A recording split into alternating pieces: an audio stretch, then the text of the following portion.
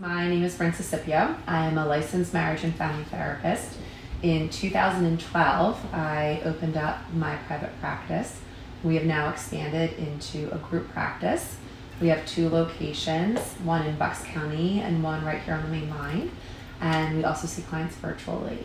Awesome. We are a group of licensed therapists, and everyone has their own specialty and their own niche focus. So we are able to support and treat a wide range of individuals, couples, families, adults, and children. Awesome.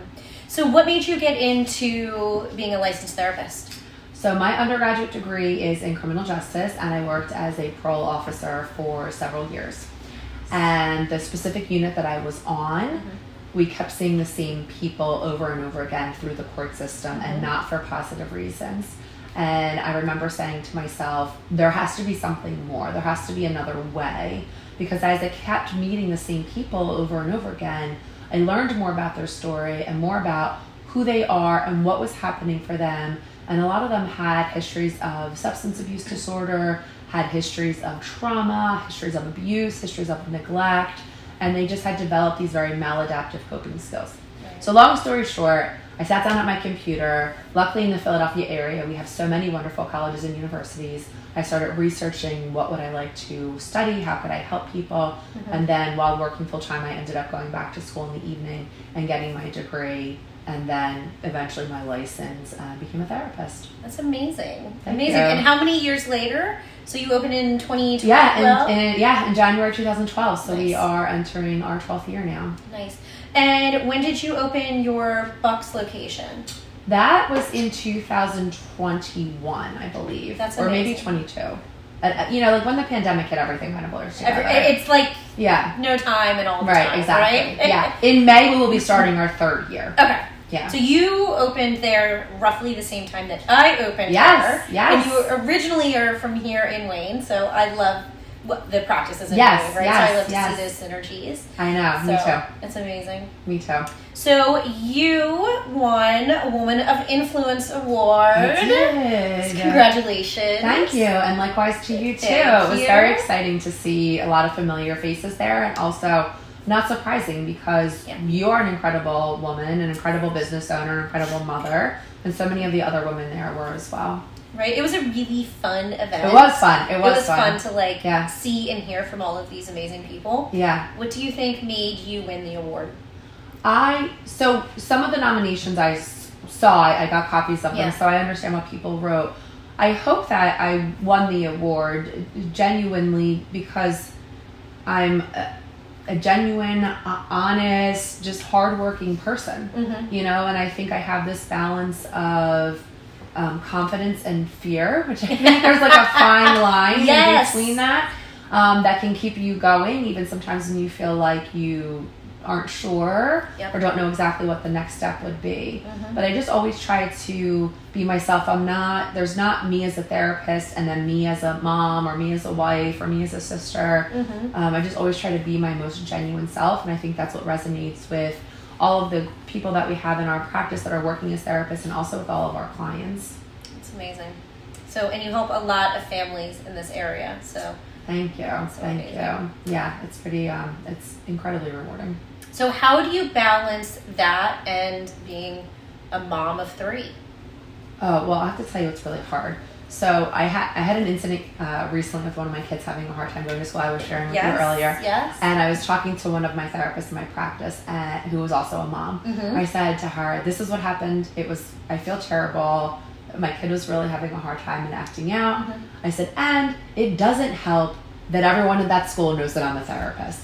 Not that anyone has ever said anything like, oh, there's a therapist kid, Right. Yep. I said, but it's hard. And I think at the end of the day, you just have to learn how to take care of yourself, and you have to learn and remember and kind of practice what you preach, right? That everybody's human. There's no such thing as a perfect parent. There's no such thing as a perfect business owner or mother or wife or anything like that. I do find the more that I am able to take care of myself, that the better I can balance that. And also when I leave work, I leave work. That's a really amazing skill. And I think that's a skill. Well, let me be clear. I leave my clients at work. Yes. because when I come home, there are things to do at night, like administrative for sure. tasks, emails, things like that. sure. But I feel confident in the care that I provide at my clients. They have skills that they've learned that can carry them through to the next session. So I feel like when I leave work, everyone is in a manageable place. Yep. And that I can see them next week. And if they can't, I know that they always know that they can reach out to me. That's amazing. Who has influenced you the most to get you to where you are today? Well, different people. I have to say, different people in different ways, right? Yeah. So there's certainly some people that I have been mentored by as a therapist that have been invaluable in my career, in the care that I provide our clients, in how I've structured the business. And I'm also still learning from people that have different types of businesses, right?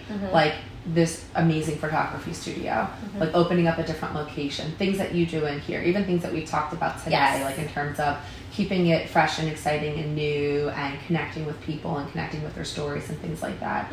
So I've had a line of people, women, all women that now that I'm like thinking of it, that as therapists have been insanely inspirational and supportive. And I also think that my, this kind of sounds cliche, but it's true, like my mom, right? Yep, for sure. So my mom, when we were kids, was an operating room nurse and worked 3 days a week. And when she retired, she was the vice president of a hospital. So she went back to school to get her master's degree. When I was in college, I think I had just started my master's degree when she was finishing hers.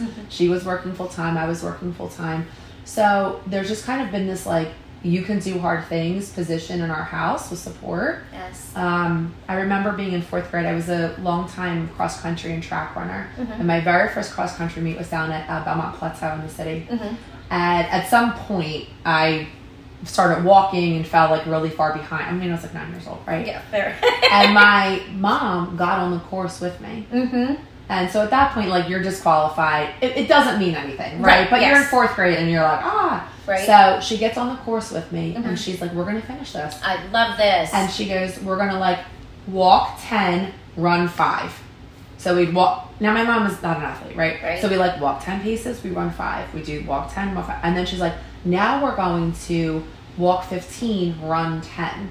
Like, okay. And then when we were near the finish line, she said, I'm going to see you at the finish line. And she left me on the course and left me to finish. And my dad was there and he had this like old camcorder, like thing on his shoulder. Right, exactly. So, and there's a video of it. And the funniest part to me is like at the end of the video, I'm chugging water as if I just ran the Philadelphia Marathon. I like walked like half a mile. And he says to me, are you coming back next week to run next week's race? And I said, I am. And he says, good. Right. So it's always been this measure of, we'll provide you care and comfort, and we're also going to help you do things that we know you're capable of doing. Yes. Right? And I think that that's like such a really important skill that parents teach their children. That parents should be teaching their children. Right? Yes. Like kids don't just come knowing it. No. Right? It is something that you have to teach them. Right. That's amazing. And sometimes there's things that they don't want to do.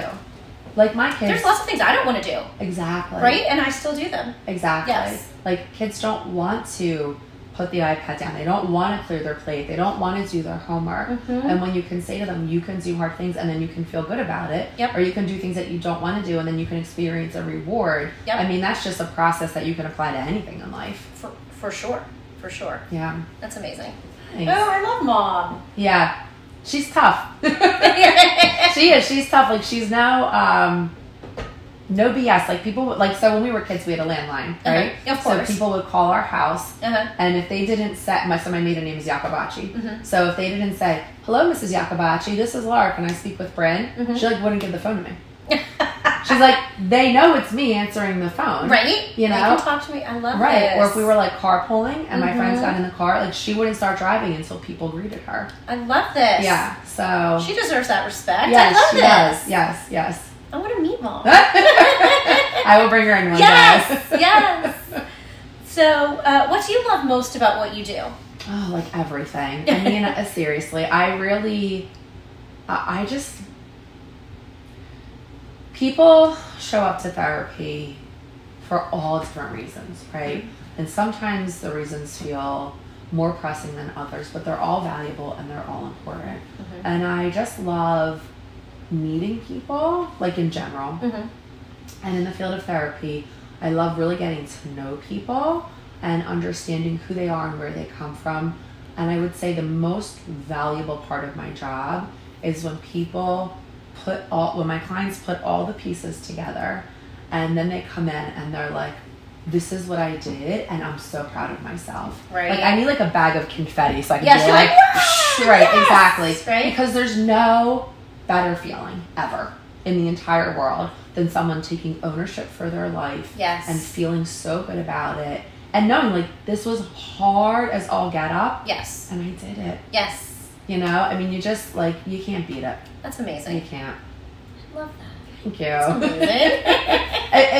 I mean, you can't describe it. I mean, it really is, like, the coolest thing. You know? That's very cool. Especially when it's something you've been working on for, like, a year. Right. Right? That a client comes in and they're like, I think I want to change something about this, but they don't really have a clear path, or they're not exactly sure, or they can't see it, or they don't believe in themselves. Right. And you're like, yeah, you can totally do that. Right. But you can't say that. Right. And then a year later, they're like, I did it. And you're, or 2 years later, or however long, you know, it's amazing. So just seeing people just own that and be proud of themselves it's a gift. It really is. It must be incredibly rewarding. Yeah, it totally is. What advice would you give for the next generation? I know that's a hard one. Like, my first honest response is like, get off social media, but I'm on it like myself all the time, right? The reason why I say that is because the level of comparison and the level of shoulds. Yep. You know, one of the things I tell my clients is like, don't should all over yourself. Right. So, ooh, I love that. Yeah, don't should all over yourself. I'm using that. I'm stealing it. You're allowed to. Okay. I don't have proprietary rights.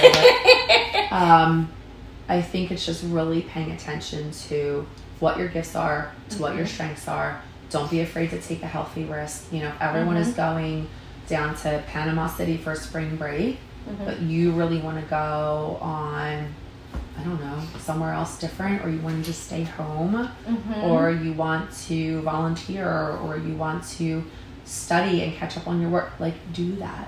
Right. You know, like, just don't be afraid to, like, break the mold and not be all the same. I love seeing, there's funny posts or whatever, memes, whatever they're called, about, like, they say all girls don't dress the same, and there's, like, 20 girls, like, walking to a fraternity party, and they all have the same exact outfit on. Right, exactly. Like, I get it, trends, feel comfortable and all that, but, like, just don't be afraid to be your own person, because when you become an independent adult, like, that's exactly what you'll want to be, is be your own person. Yes. It will decrease your anxiety, it will increase your self-esteem, it will decrease your shame. Like, just continue to be your own person. That's some pretty amazing advice. I hope so. Like, every, like, for kids, like, all the way through to adults, right? Like, that really resonates. Like, you don't have to, I mean, I see it with my younger kids, like, not everybody has to play baseball and soccer. Yes. Right? Like, my daughter golfs. Like, what 9-year, and not because I told her to, because she wouldn't stop asking. Right. And I was like, oh, you guys, we should sign her up for golf. Yes. You know, or art lessons, or music, or the reading Olympics, or just like be your own person, you know, whatever, and be willing to try. Yes. Like, okay, you try baseball, you don't like it, fine. Great. Can I ask you questions? Oh my God. I wasn't prepared for this, but yes, hit me. I want to know how you decided to become a photographer. So, full disclosure, I'm not a photographer. Oh wait, I think I knew that. Yeah, I think I did know that. I don't. The team will tease me, like, I hold the camera like what somebody who, like, doesn't know how to hold a baby. I'm like, and they're like, just to hand that back, just give that back to me. Yeah. So I don't shoot at all. Never have. Never will. So I decided to buy the studio because I brought my kids in when they were babies to the studio at the time. And so when the owner was looking to sell, I loved the experience and I purchased it. That's amazing. / crazy. Yes. Yes. / worked out. / worked out. Yes. / grew. Yeah. So all the things. So, I was in corporate America. I loved my job. I knew all of this. Yes. Yes, we have talked about this before, but it's nice to hear it again. It is, because it's a really different path. It is. And I think that in the photography industry and in a lot of similar industries, right? You could be the most amazing photographer who takes beautiful images, and I feel like that is a gift. That is an art, that is a craft. Yeah. That is, yes, there is a significant amount of skill and learning behind it. Yeah. But also, I believe that you can either see the images or you cannot. I think that there's, in the creative fields, there are people, not everybody is made to be a therapist, right? Not everybody can read a room or interact with people. So it is absolutely a gift. And so... But to own a business is totally different. I say this all the time. Different. I say you could be Freud himself, but to learn a business, and when you own a private practice, totally different brain, right? Totally different brain. Exactly. It is a significant amount of time. Yes. Right. And what I think part of the issue, so in photography, you have to be amazing with clients, and then if you're an independent and doing it all yourself, you have to be amazing at networking. You have to be amazing at marketing. You have to be a web developer. You have to be a social media expert. You have to be an editing expert, which means you sit in solitude for hours and hours editing images, and be able to deliver on time. One of the things for us is I came in as a busy working mama, right? I had the experience. I knew what it was like to get 2 little kids, 16 months apart, ready to go to a photo shoot with the dresses, with the shoes, with the hair. Someone pulled out their pigtail. You know, husband in tow. Everybody's ready. And then we get there, and now someone's cranky, and all the pressure of that. And I took the day off of work for that. I only have so many days off of work, I got to make it work today. And that's a lot of pressure. Yeah. And then mama comes in, and mama's energy level is here, and kids are out of their schedule, which is what we talked about earlier, right? I'm not in school, mom's home, this is different. Now she's all anxious, right? So now the kids' energy is all up. I say to moms all the time, we got you.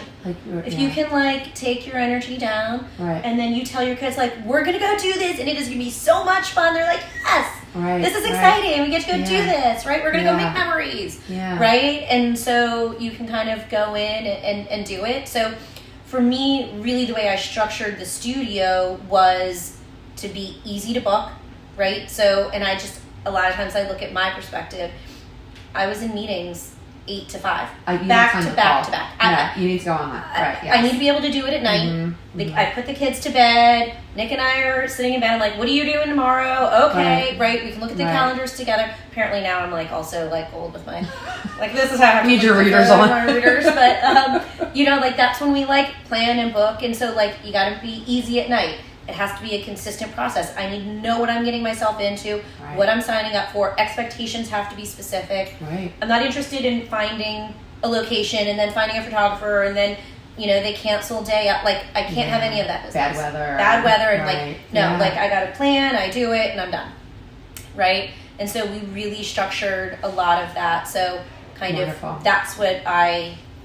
I think when you can speak through the lens of your clients, no pun intended. I like it. I use lens a lot, actually, no pun intended. But I think when you can speak through the lens of your clients, it resonates with them, and it's not just let's just throw up a sign and open up our business, right?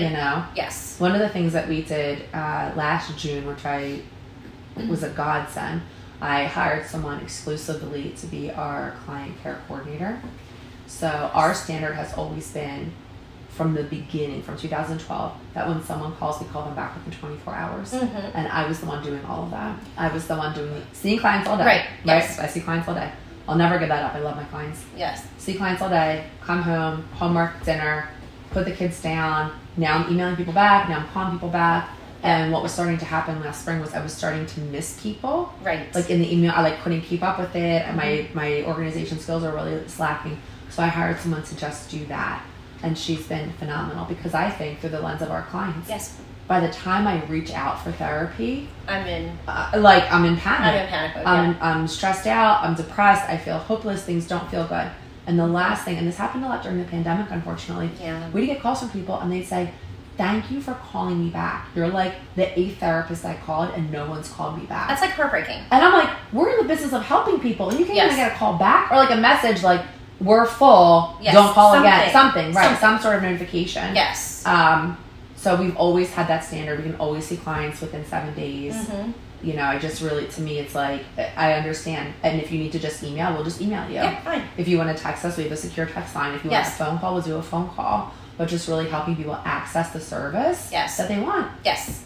Well, and I think that that's a really important point. We do the same. Like, we meet you wherever you are. Yeah. You don't want me to call you, fine. No calls. You want just text, fine. But you want to talk to me, fine. Right? Like, wherever you are, however it is easiest for you. Yeah. It's my job to make your life easier. Exactly. Right? Exactly. So, yeah. Where do you get your confidence from? How about that? So, where do you get your confidence from? I think I get my confidence from my parents. Okay. They, I feel like, really gave me those skills at a very young age, which I think has helped me, like, forever in everything I do. Right? I think it is the most important thing that they have ever done for me. Mm-hmm. Right? I think it enabled me to, you know, be kind of to what we were talking about before, be happy to be my own individual. Mm-hmm. Now, I also did grow up in the 90s where it was, like, super cool to be, like, different, you know, so I think that helped a little bit. Yeah. But I think that, you know, I've always been outspoken and have a really strong point of view, and I've never been shy about sharing that. It sounds like you've never been shut down. Like, your parents, like, welcomed that. Absolutely. Yeah. They welcomed it, they encouraged it, they supported it every step of the way in, like, every aspect of life. Right? So I think that that was really key. I think I'm happy in life because I'm happy with myself. Mm-hmm. Right? I can be happy. It enabled me to marry my husband. So we found out that he had muscular dystrophy when we were babies. We were 22 and 23, I think, when he was diagnosed. Wow. So it enabled me to say, yes, you know, I will marry somebody with a debilitating disease because he is going to make me happy. Yeah. And I love him, and love is unconditional. Yeah. And so, and we are very happy. And let me just tell you something. Yeah. Because I see a lot of couples. Because now we're not. Now it's a therapy session. Now we're therapy. You, there's no predictor for, like, a happy marriage, right? Like, you can't say, if you have this, live here, look like that. Right.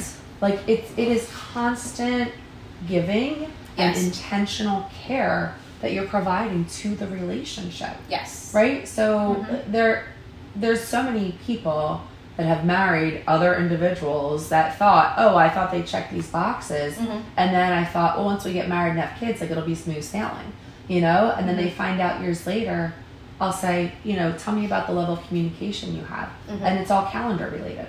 Oh, right. You know, it's logistics, or it's all about the kids because they haven't put the care and the time and the attention into the relationship, you know? So I think, like, maybe sometimes certain obstacles are going to be a little bit more obvious than others. Yes. But it's a relationship. Yes. There's nothing easy about it. Ever. But I do feel fortunate because at a really young age, we were able to, like, block out all the noise and determine what was really important. What was, like, really focus in. Really focus in. Yeah. Right? So, and, you know, you can, like, talk about love languages and all these things, right? Like, quality time is mine. Mm-hmm. So, like, spending time with Nick was, like, at that point, it was before the kids, like, that was most important. Yeah. Right? Yeah. And so, like, that is kind of what we have built that foundation on. Yeah. And then, you know, so, like, as we've grown, like, this is certainly giving my kids the self-confidence is, like, huge to me. Like, every single thing is about how do I build that in them, right? So they can pick a partner that is supportive and loving, so they can build a family that is supporting and loving, so that I can do this. Like, to step out of corporate America in a very good job to become an entrepreneur is a little bit of a crazy decision, right? I would say the risk might come to mind. Okay, fair enough. Sorry, yes. Healthy risk. Healthy risk. Yeah. But it's unknown. Right. And it is a huge leap. Yeah. And, like, a huge leap out of a comfort zone. Yeah. Right? So to kind of, it takes a lot of confidence to be like, but I got it. And then all the obstacles along the way. Yeah, right. Because they happen. all the time. Yeah, like a global pandemic. Who would have predicted that? Right? Yeah. Do you have a redhead? I do. Okay, so I have a redhead too, right? I love the redheads. And she was my first daughter. Mm-hmm. And one of the things in terms of like instilling confidence in kids Yes. was that from the jump. So redheads, they're like magnets. Yes. Everyone's like, look at the red hair. Where'd you get the red hair? Good. And then they look at you. Where'd you get the red hair from? Yes. There's all the questions about the red hair. Yes. So from the time she could talk, Mm-hmm. I taught her just to say thank you. Mm-hmm. Because I think another thing as women, we tend to downgrade ourselves in some way. Mm-hmm. Like if someone says, oh my God, I love your jacket. You're like, thanks, I got it for $5 at Ross and it has a hole back here. Right? And you're like, no. Why? Just say thank you. Thank you. Yes. Just own it. That's amazing. So Just I own did it. the same thing. Mm-hmm. So my husband's grandmother was a redhead. Okay. And she used to say how much she hated it. Oh, no. Right? And how they used to color it red and they would tease Mm-hmm. her. And I was like, oh my God. First of all, I'd always wanted to be a redhead. Yeah. I was like, oh my God, she's a redhead. It's so beautiful. Right? And so, like, I taught her all the time, oh my God, it's so special. It is so beautiful. Right. Right? And so everybody's like, oh, where'd you get the hair? She's like, thank you. Right, exactly. Right? Yeah, she owns it. Yes. Right? And the same when my second daughter started wearing glasses, she was in kindergarten. And I don't think kids are as mean as, I don't know, as they were. I don't know, in different ways maybe. Yeah, different ways, But like I was called like Four Eyes when I wore glasses and like, Mm-hmm. I didn't care Yeah. actually. But they, like I was like, oh my God, they're amazing. We did a photo shoot. The week that she got her glasses and she like does all the posing with it. Yeah, and there is nothing that she loves more than her glasses. Yeah. People are like, oh, I love your glasses. She's like, thank you. I love them. Perfect. Right? So, yeah. Perfect. Okay, so what is the one word that you think that got you where you are today? I think that word is humility. I think when you are looking to take certain risks in your life and to move forward and to go a little bit against the grain and do things differently that other people haven't done, or maybe that just you've never experienced before, you need a level of humility that constantly keeps you, maybe not constantly, but often keeps you double checking yourself and making sure that you are remaining committed to the values and the ethics that you always want to be known by and adhere to.